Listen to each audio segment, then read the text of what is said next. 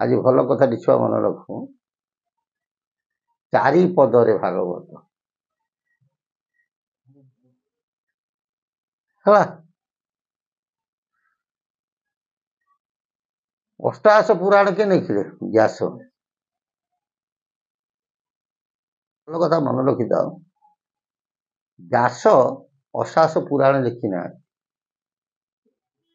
अष्टादश पुराण कहते व्यास लिखिं महागणेश व्यासाय विष्णु रूपाय व्यास रूपाय विष्णु व्यास स्वतंत्र विष्णुंकर गोटे अवतार थे जेमिति अच्युत गोलोकनाथाय साक्षात विष्णु स्वरूप विष्णुंकर गोटे अंश थे किए से अच्युत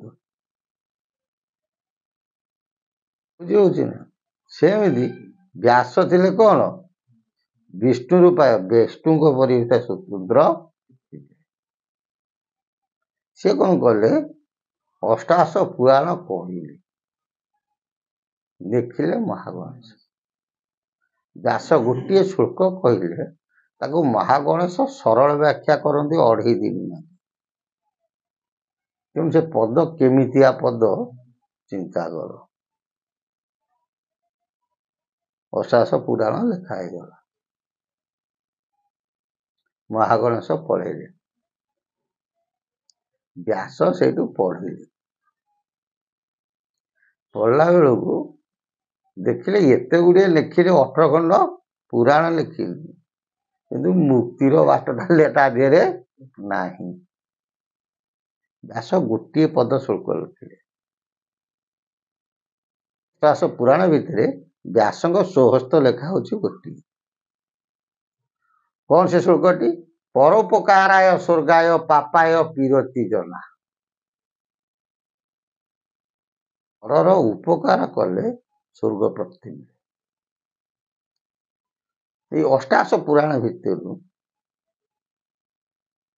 अच्छी महा माने भागवत श्रीमद भागवत नहीं ना ये हूँ सबुठार सार सकल शास्त्र भागवत अभ्यास करुथिबनी आम भागवत टी पढ़ा तादेह अष्टादश पुराण महत्व जापर निर्वाचन बुझीपार से जगन्नाथ जो सरल व्याख्या कले जगन्नाथ दास संस्कृत भागवत सी कौन है लिखिले सकल शास्त्र भागवत अभ्यास करुथिबनी हे उत्कलवासी ना उत्कल ब्रजपुर बोली कहुए कारण जगन्नाथ होती कौन ब्रजपुर श्रेष्ठ नीलांचलवासी हे उत्कलवासी तुम्हें माने सदा सर्वदा किसी न अध्याय लेखा भागवत पाठ कर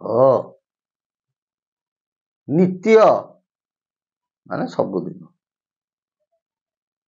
अभ्यास करुथिबो सबुदिन भागवत पाठ वर्तमान समय देख भागवत पढ़ा होउची बोधे 500 घर भितर गोटे घर किए भागवत रात पढ़ुते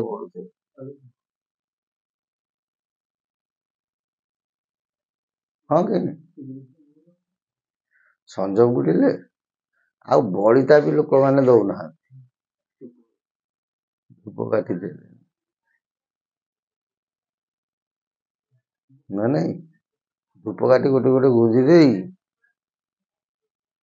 टीवी देख सीरियल दौची हाँ कि नहीं कौन ना किंतु गोटे आउ गोटे भल कथा मन रखी था भाई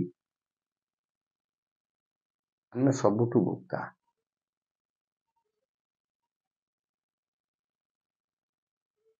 संज बुड़ी देख फरेनर माने जो माने आम हिंदू संस्कृति कौन कल्चर करुँच संध्या से माने खोल करताल गिनी धरी नाम कर संकीर्तन कर टीवी देखिया कथा से कौन कर खोल करताल बजाऊ ଆମେ କ'ଣ କରୁଛେ? ଆମେ ଟିଭି ଦେଖୁଛେ, ହଁ କି ନାହିଁ? ତେଣୁ ଚାଲାକି କିଏ? ସେମାନେ। କୃଷ୍ଣକୁ ସିଏ ପ୍ରୀତି କରୁଛନ୍ତି, କିନ୍ତୁ ଆମେ କୃଷ୍ଣକୁ ପ୍ରୀତି କରିବା କଥା, ଆମେ ପ୍ରୀତି କରୁନୁ।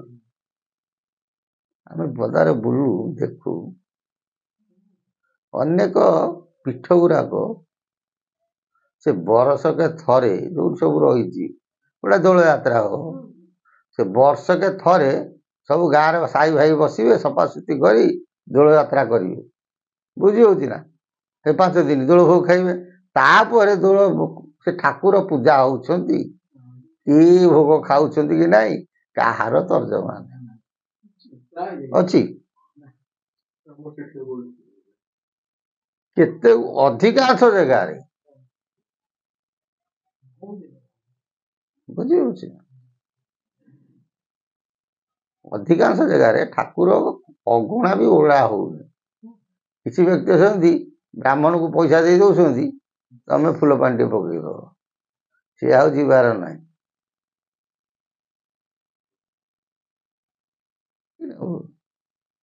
ତେଣୁ ଭାଗବତ କାହିଁ ଲେଖିଲେ? ଆତ୍ମାର ମୁକ୍ତି। ଆମ ଓଡ଼ିଆ ଘରେ ଗୋଟେ ଲୋକ ବିଛଣାରେ ପଡ଼ିଥିବ, ତା ପାଖେ ମରିବା ସମୟରେ ତା ପାଖେ ବସି ଭାଗବତ ଟିକେ ପଢ଼ନ୍ତି।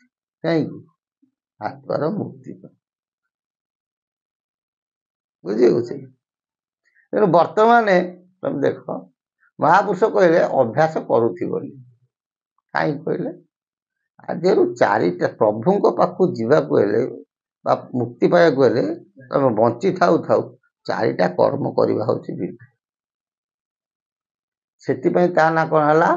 ଭାଗବତ।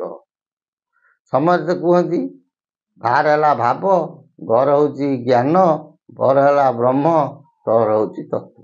ଏହା କହନ୍ତି ନାହିଁ ନା 4 ଅକ୍ଷର? କିନ୍ତୁ ତାର ସାରାଂଶ ହଉଛି ଅନେକ। ବଡ଼ ଦେଉଳକୁ କେଇଟା ବାଟ? 4ଟା ବାଟ ନାଇଁ? ଯିଏ ଯେଉଁ ବାଟରେ ଯାଉ, କୋଉଠି ଭେଟ? ନା ଗରୁଡ଼ ପାଖେ ସମସ୍ତେ ଭେଟ। ଦେଖିବେ କାହାକୁ? ସ୍ୱୟଂ ଜଗତର ନାଥ ଜଗନ୍ନାଥ, ନା ନାଇଁ? ସେମିତି ମୁକ୍ତି ପାଇବା ପାଇଁ କି ଭାଗବତ ଯୋଉ 4ଟି ଅକ୍ଷର ଭିତରୁ ତମେ ଯୋଉ ଅକ୍ଷରକୁ ଧର ମୁକ୍ତି ପାଇଯିବ। ହେଲା? ତେଣୁ ଭା ଅକ୍ଷରରେ ଗୋଟିଏ ପଦ ଭାଗବତରେ ଲେଖା ଗଲା, ତୁ ଯେବେ ଏକ ଭାବେ ଭାବୁ ଭବ ସଂସାରରୁ ତରିଯିବୁ। ଯଦି ଜଗତକୁ ଏକ ରୂପରେ ଦେଖିବୁ, ତୁ ମଧ୍ୟ ତରିଯିବୁ। କିଛି କରିବାର ଦରକାର ନାହିଁ।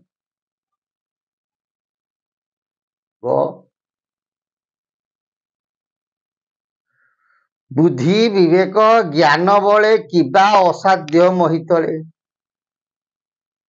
ଯେତେବେଳେ ମଣିଷର ବୁଦ୍ଧି ବିବେକ ଜ୍ଞାନର ପରିପ୍ରକାଶ ହେଇଯାଏ, ଜ୍ଞାନ ରୂପକ ଅଗ୍ନିରେ ମାୟା ରୂପକ କୀଟ କ'ଣ ହେଇଯାଏ?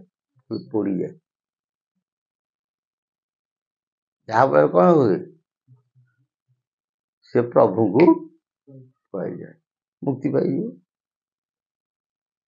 ତେଣୁ ମାୟା କଟିଗଲା, ଜ୍ଞାନ ପୂର୍ଣ୍ଣ ଉଦୟ ହେଇଗଲା। ଯାହାର ମନ ଅଟସରୁ ନିଶେ ପାଇବ କଳ୍ପଦ।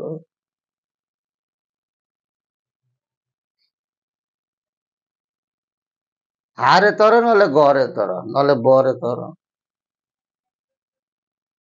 ସକଳ ତୀର୍ଥ ତୋ ଚରଣେ, ବଦ୍ରିକା ଯିବି କି କାରଣେ। ହେ ପ୍ରଭୁ ନିଷ୍କାମ ଭାବ, ଏ ସଂସାର ତୋର, ମୋର କିଛି ନାହିଁ। ତୁ ତ ପରମ ବ୍ରହ୍ମ ସକଳ ସ୍ରଷ୍ଟା, ତତେ ମୁଁ ଛାଡ଼ି କାହିଁ ଯିବି ବଦ୍ରିକା? ମୁଁ ଯିବି ନାହିଁ। ଉଦ୍ଧବ ଶୁଣୁ ନାହିଁ। ଆଉ ଗୋଟେ ମନେ ରଖିଥାଅ, କୃଷ୍ଣ ଉଦ୍ଧବ ଭକ୍ତ ଭଗବାନଙ୍କ ବିଚାର, ନା ନାଇଁ? ପୁଣି ସମ୍ପର୍କରେ ମନେ ରଖିଥା, ସିଏ ଏବେ 2 ଭାଇ। ହେଲା? ଆଉ ଉଦ୍ଧବଙ୍କ ବାପା ନାଁ କ'ଣ, କୃଷ୍ଣଙ୍କ ବାପା ନାଁ କ'ଣ ପଛରେ କହିବି। ନନ୍ଦ ହଉଛି ତାଙ୍କର ସାଙ୍ଗିଆ। ତମର ଯେମିତି କଣ ଅମକ ମହାନ୍ତି, ମହାନ୍ତି କଣ ତାଙ୍କର ସାଙ୍ଗିଆ, ସେମିତି ନନ୍ଦଙ୍କର ସାଙ୍ଗିଆ ହଉଛି କଣ ନନ୍ଦ। ତାଙ୍କର ମଧ୍ୟ ଗୋଟେ ସ୍ୱତନ୍ତ୍ର ନାଁ ଅଛି। ଉଦ୍ଧବ ବାପାଙ୍କର ମଧ୍ୟ ସ୍ୱତନ୍ତ୍ର ନାଁ ଅଛି। ସିଏ ହଉଛନ୍ତି କଣ ଭକ୍ତ ଭଗବାନ ସମ୍ପର୍କ, ଗୁରୁ ଶିଷ୍ୟ ସମ୍ପର୍କ, ପୁଣି ଦୁଇ ଭାଇ ସମ୍ପର୍କ। କେମିତି ଦୁଇ ଭାଇ ହେଲେ କ୍ୟାମେରା କହିବି ନାହିଁ, ଏଟା ପଛରେ ତମକୁ କହିବି। ଯେତେବେଳେ ଉଦ୍ଧବ ପ୍ରଭୁଙ୍କ କଥା ନ ଶୁଣୁଛି, ସେତେବେଳେ ପ୍ରଭୁ ପଛକୁ କହୁଛନ୍ତି, ପ୍ରଭୁ ଆରେ ଉଦ୍ଧବ ମନେ ରଖିଲା, ଜଳେ ଦ୍ୱାରିକା ନାଶ ଯିବ କେବଳ ମୋ ନିବାସ ଥିବ। ଦ୍ୱାରିକାପୁରଟା ଜଳରେ ନାଶ ଯିବ। ନା ପ୍ରଭୁ ମୁଁ ଯଦି ବଦ୍ରିକା ଯିବି ସେ ପାଇବି କେମିତି ତତେ? ନା ଉଦ୍ଧବ ମନେ ରଖିଦେବୁ, ମୁଁ ମଲେ ମତେ ତୁ ପାଇବୁ। ତୁ ଯଦି ମୁକାର ଭାଗଟା କଟିଯିବ, ତୁ ଯୋଉଠି ମତେ ଚିନ୍ତା କରିବୁ ସେଠି ତତେ ଦେଖା। ଭାଗବ ସରିଗଲା ନା, ଆଉ ରହିଲା ତୋର ହେଲୁ ତତ୍ତ୍ୱ। ତତ୍ତ୍ୱ ବୁଝିଲେ ଫେଡେ ଭ୍ରାନ୍ତି, ଭବ ସଂସାରୁ ତରିଲେ ଯାନ୍ତି। ତତ୍ତ୍ୱ ତୋତ୍ କହ, ତୁମେ କିଏ? ଯଦି ଆପେ ଆପକୁ ଚିହ୍ନି ପାରିଲ, ତାହେଲେ ଆଉ କିଛି ଦରକାର ନାହିଁ, ତମେ କରିଛ। ଏ ମାୟା ଫାୟା କିଛି ତମ ପାଖରେ ପଶିବ ନାହିଁ। ଏ ସବୁ ମାୟା ସଂସାର ପୁଅ ଝୁଅ ଭାଇ ବନ୍ଧୁ କୁଟୁମ୍ବ ଏ ସବୁ କଣ ମାୟା। ଏ ମାୟା ତମକୁ ସ୍ପର୍ଶ କରିପାରିବ ନାହିଁ। ତତ୍ତ୍ୱବାଦୀ ଯେଉଁ ନର ନଥାଏ ଆପଣା ଯେ ପର। ତତ୍ତ୍ୱବାଦୀ ଯେଉଁ ନର ତାର ଆପଣା ପର କିଛି ଥାଏ। ଯଦି ବାପା ଯାହା ଜଗତ ପଦ ବାହାର ବ୍ୟକ୍ତି ବିଶେଷ ମଧ୍ୟ ସେଇଆ। ତେଣୁ ତତ୍ତ୍ୱ ଫେରେ ପାଞ୍ଚ ଭାଗରେ ବିଭକ୍ତ। ଜଳ ତତ୍ତ୍ୱ, ଆକାଶ ତତ୍ତ୍ୱ ସବୁ କହନ୍ତି ନାହିଁ ନା, ବାୟୁ ତତ୍ତ୍ୱ ସବୁ କହନ୍ତି। ସେଇ ଯୋଉ ତତ୍ତ୍ୱକୁ ଯଦି ତମେ ନିଜ ଦେହରେ ତମେ ନିଜେ ଅନୁଭବ କରିପାରିଲ, ତମର ମଧ୍ୟ ମୁକ୍ତିର ବାଟ ପାଇବ। ତେଣୁ ସେ ଯାହା ହଉ, ଭାଗବତ ଭିତରେ ଏ ଚାରି ପଦ ହଉଛି ସାର।